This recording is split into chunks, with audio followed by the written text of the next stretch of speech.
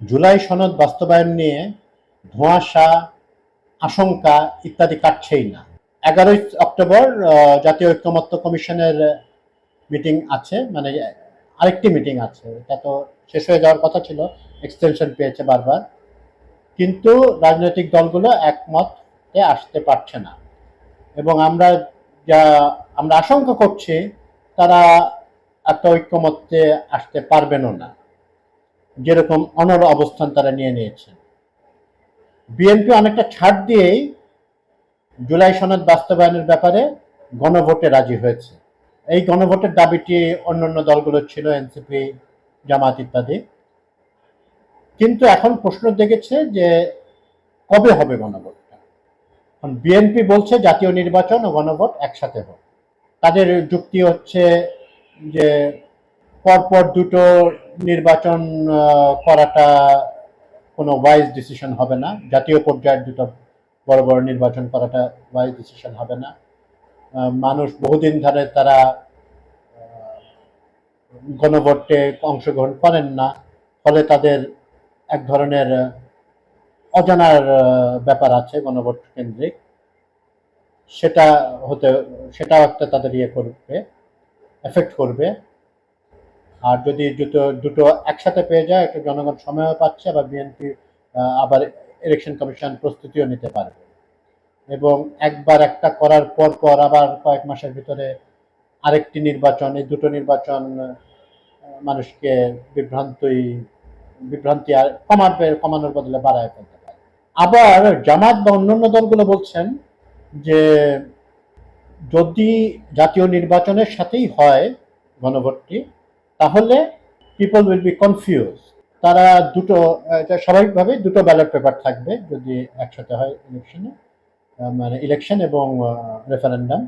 তখন অনেকটা মানে তারা দ্বিধাগ্রস্ত হয়ে পড়তে পারে, কোথায় ছাড় দিতে হবে, কোথায় ইয়ে করতে হবে, এটা নিয়ে তাদের একটা সংকট হতে পারে।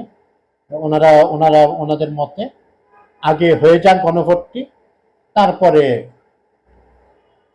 এই বিষয়টা সেটেলড হয়ে গেল, তারপরে জাতীয় নির্বাচন হোক। এখন আর কেউ বলছে না জাতীয় নির্বাচন পেছানোর কথা, এটা অবশ্য ডিসকাশনে নাই। এবং দেখছি পিয়ার নিয়েও তেমন কথাবার্তা শোনা যাচ্ছে না, কিন্তু তারা সরে আসছেন তাদের অবস্থান থেকে, তাও না দলগুলো। তো দুটো পক্ষেরই কথায় মেরিটস ডিমেরিটস আছে।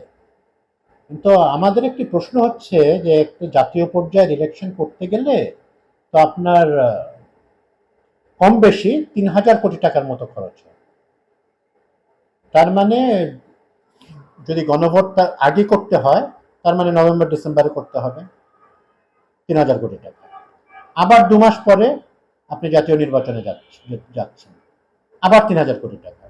তো 6,000 কোটি টাকার বার্ডেন কি আমরা নেব, নেওয়া উচিত? এই প্রশ্ন যারা গণভোটকে আগে চাচ্ছেন তাদের করা উচিত। বিএনপি তো গণভোটে রাজি ছিল না, তারা তো রাজি হয়েছে পরবর্তীতে। তো এখন টাইমিং নিয়ে যদি এত কথাবার্তা হয়, তাহলে তো আসল যে নির্বাচন এটাই সংকটে পড়ে যাবে। আমার ঢাকার বাইরে বেশ যাওয়া টাওয়া হয় বা কথাবার্তা হয়, যারা নিয়মিত দেশের বাড়ি, যেটাকে আমরা দেশের বাড়ি বলি, তার সাথে যোগাযোগ রাখেন। ওখানে তো ইলেকশন নিয়েই মানুষের চিন্তা ভাবনা বেশি, ইলেকশনটা হয়ে হোক। তো এই গণভোটের ইস্যুটা কি ইলেকশনকে প্রলম্বিত করতে পারে? হলে খুবই দুঃখজনক হবে, কারণ একটি জাতীয় পর্যায়ের একটি ইলেকশন আমাদের খুবই দরকার। আমাদের তো এখানে বিপ্লব, আসলে গণ অভ্যুত্থানকে যথাযোগ্য সম্মান দিয়ে বলছে, বিপ্লব ছিল না এটা। বিপ্লব হলে পুরা শেখ হাসিনার অ্যাপারেটাস টিকে থাকতে পারতো না, তার পক্ষে মিডিয়ায় এত বড় বড় লম্বা লম্বা চওড়া কথাবার্তা বলার কথা না। হ্যাঁ, তো যেহেতু বিপ্লব হয় নাই, আপনাকে due process of law follow করতে হবে।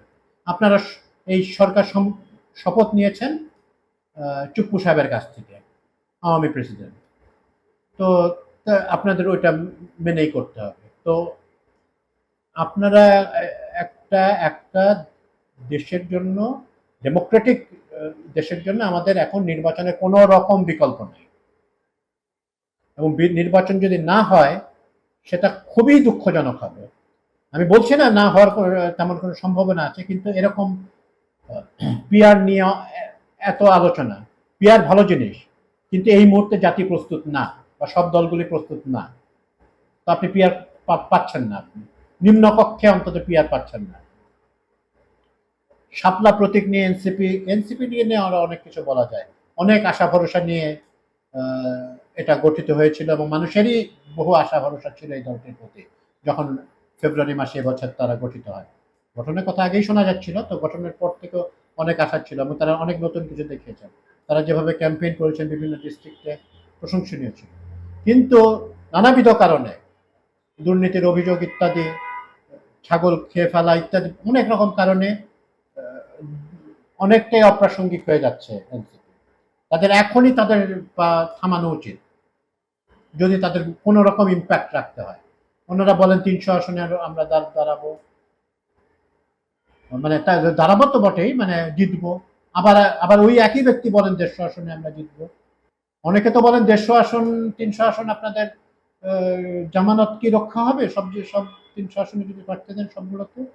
যাই হোক, এগুলো নির্বাচনকে আগে রাখতে হবে। নির্বাচন, জাতীয় নির্বাচনটা খুবই জরুরি দরকার, এবং গণভোটটাও খুবই দরকার। জুলাই সনদ অবশ্যই একটা আইনি ভিত্তিক দরকার, এসেনশিয়াল। কিন্তু দুটো একসাথে হওয়াটা, বিএনপির সবকিছুর সাথে তো আমরা একমত নই, কিন্তু এই ব্যাপারটা সবচেয়ে ওয়াইজার ডিসিশন হচ্ছে, ওয়াইজ ডিসিশন আমার মতে, যে একসাথে ইলেকশনটা হয়ে গেলে, দুটো ইলেকশন হয়ে যাবে, এবং মানুষকে বোঝালে মানুষকে অত আন্ডার এস্টিমেট করার কিছু নাই, কোনো কনফিউশন থাকবে না। ওনারা যেরকম ভোট দেন সেরকমই দেবেন। আমাদের বাংলাদেশে জাস্ট বলছি আর কি, যে 3বারের আগে গণভোট হয়েছে। একটা হয়েছে আপনার 77 সালে জিয়াউর রহমানের সময়, 85 সালে এরশাদের সামরিক বিভিন্ন বিধিবিধানগুলো ব্যাপারে মানুষের আস্থা জানানোর জন্য, এবং তারপরে 91-এ খালেদা জিয়া যখন প্রাইম মিনিস্টার ছিলেন তখন একটি গণভোট হয়েছিল। তো তারপরে 34 বছর পার হয়ে গেছে, তো গণভোটটি ভালোভাবে হোক, এবং একই সাথে নির্বাচনটিও হয়ে যাক, এটাই আমাদের, আমরা মনে করি যে এরকমই হওয়াটাই বাঞ্ছনীয়।